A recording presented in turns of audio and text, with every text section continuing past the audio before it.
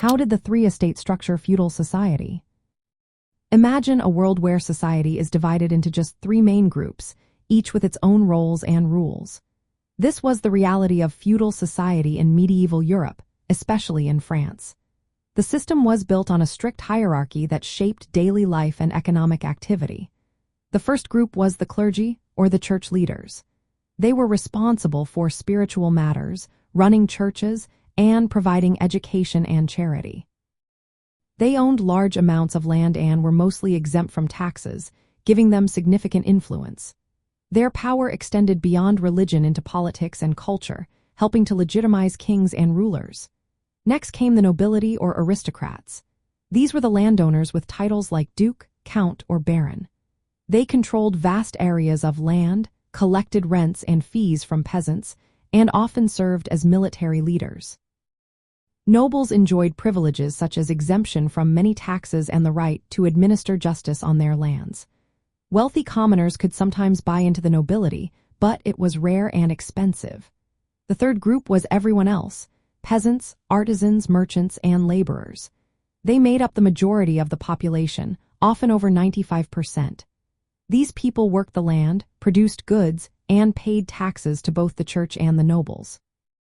Despite their vital role in the economy, they had little political power and faced heavy financial burdens.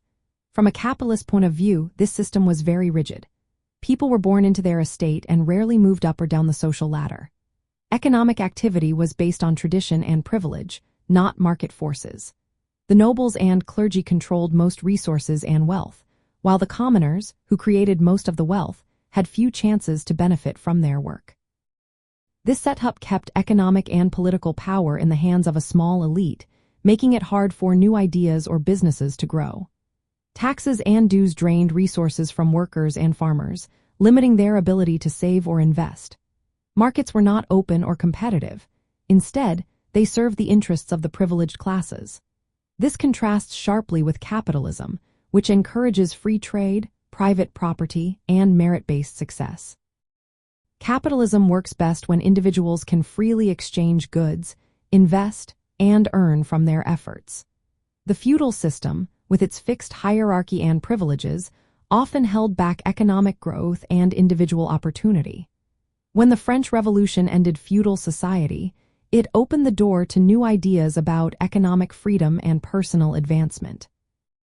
Understanding how the three estates shaped feudal society helps explain why early economic systems were so different from modern capitalism.